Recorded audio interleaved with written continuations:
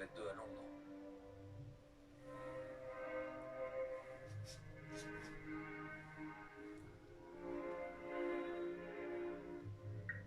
Ce cortège qui avance vers le château de Windsor avec ses Britanniques le long de la route.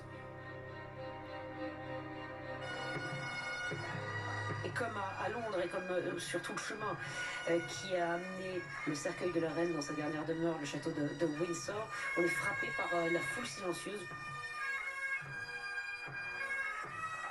On a vu tout le poids du deuil sur le visage du nouveau souverain Charles III, manifestement éprouvé.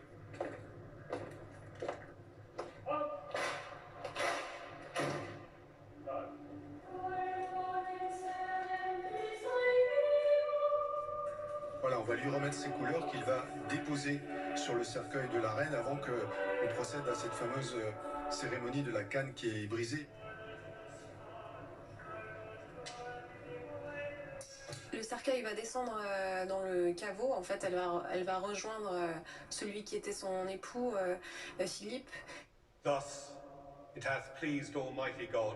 Il a plu au Seigneur Tout-Puissant de rappeler auprès de lui la regrettée très grande, très puissante et très excellente monarque, son Altesse Élisabeth II.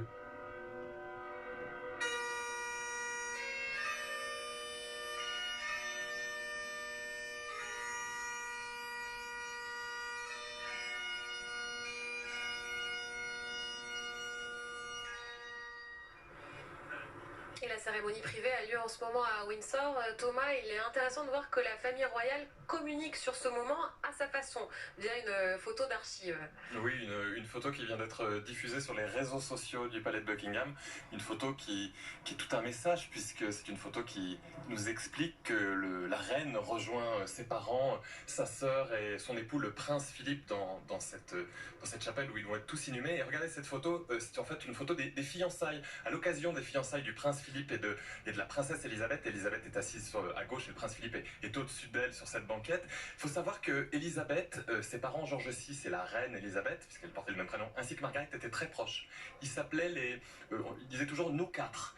Et en fait, c'est très beau d'avoir cette photo de fiançailles parce que on est le 8 juillet 1947, est officialisé donc les fiançailles de la princesse et c'est le moment où donc Philippe entre dans cette famille. Philippe n'était pas vraiment le gendre idéal à l'origine pour George VI et pour la reine Elisabeth, parce que c'est un prince de Grèce et de Danemark, exilé, certes un héros de la Navy, mais bon, on espérait autre chose. Et la future Elisabeth II a quand même tenu tête à ses parents pour épouser celui qui sera l'amour de sa vie. Et finalement, ils ont eu raison, parce que les nous quatre sont devenus les nous cinq, et ils sont réunis maintenant éternellement dans cette chapelle George VI à Windsor.